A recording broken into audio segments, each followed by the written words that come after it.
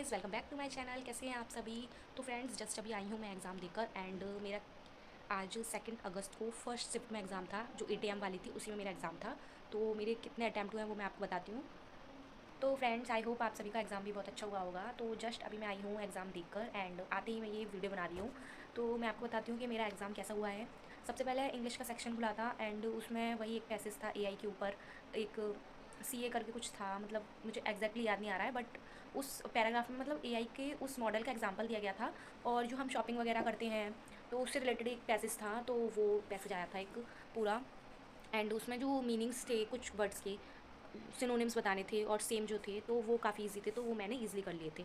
And error के question थे वो भी इजी थे, और पैराजम्बल और रीअरेंजमेंट के वर्ड्स के रीअरेंजमेंट के क्वेश्चन थे, वो सब थे। तो ऐसे करके पेपर हो गया था। तो उसमें मैंने 30 क्वेश्चन ही अटैम्प्ट कर पाए थे 40 में से। तो एक्यूरेसी मेरी 95% हो सकती है and I am not confirm कि 100% है, लेकिन 100% तो नहीं है, 95% हो सकती है। इतने भी मैंने गलत नहीं किया है, क्योंकि मैं मॉक वगैरह भी लगाती थी तो मेरे सही स्कोर आता था।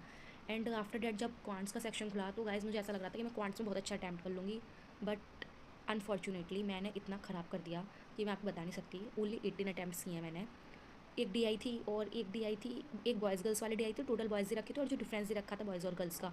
लेकिन मैं जब मॉक लगाती थी तो मैं ईज़िली उसे सॉल्व कर लेती थी, और वहाँ पर मैं डिफरेंस निकाल रही थी तो मेरे वो निकल ही नहीं पा रहे थे। बॉयज़ और गर्ल्स का जो था वैल्यू, वो आ ही नहीं रही थी, एंड बॉयज़ और गर्ल्स की वो वैल्यू आ ही नहीं रही थी, और उसके चक्कर में ना मेरा टाइम वेस्ट हो गया था काफ़ी ज़्यादा। तो मैंने उसे तुरंत छोड़ा एंड मैं दूसरी जो लास्ट में डीआई थी छोटी सी, उसमें स्केल और मार्कर पे जो डीआई थी तो वो करी, तो वो सॉल्व हो गई, वो कर ली। एंड उसके बाद जो मिसलेनियस के क्वेश्चंस थे वो सारे कर लिए। 3 तो डीआई थी और एक पाई चार्ट वाली और वैसी डीआई थी। पाई चार्ट और उसके संग ग्राफ था शायद से, तो वो भी मैं अटैम्प्ट नहीं कर पाई। मतलब 3 में से ओनली एक डीआई मैंने अटैम्प्ट करी है और मिसलेनियस के कर लिए थे, तो ओवरऑल 18 अटैम्प्ट उसमें हुए थे। एंड फिर जब रीजनिंग का खुला तो मुझे ये लग रहा था कि भाई मैंने जब क्वांट्स इतना ख़राब कर ही दिया है तो मुझे रीजनिंग तो अच्छा करना पड़ेगा। तो रीजनिंग में मैंने ओवरऑल जो मेरे अटैम्प्ट्स थे वो पूरे 30 हैं, क्योंकि उसमें 3 ही क्वेश्चन, 4 क्वेश्चन मिसलेनियस के थे, 3 सिलॉक के क्वेश्चन, 3 सिलॉक के क्वेश्चन थे, और एक था उसमें वो वर्ड वाला जो होता है कि इससे क्या वर्ड बन सकता है, वो क्वेश्चन था। बाकी सारी पजल थी, बिल्कुल मिसलेनियस कुछ भी नहीं था।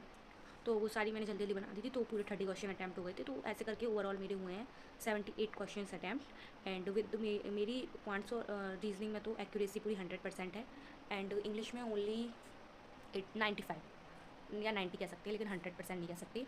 तो फिर देखते हैं कि अब क्या रिजल्ट रहता है, जब आएगा इसका रिजल्ट अब मैं आप लोगों के साथ शेयर जरूर करूँगी। एंड गाइस, मैं आप लोगों को एक और चीज़ बताना चाहूँगी कि लास्ट ईयर मैंने सारे प्री क्लियर किए थे एंड मेंस भी दिए थे सारे। इंटरव्यू में भी गई थी आरआरबी पीओ और पीओ के, बट फाइनल मेरिट में 2 नंबर से रह गई थी। बट कोई बात नहीं, इस साल मेहनत करते हैं और देखते हैं क्या रिजल्ट रहता है। And thanks for watching my video.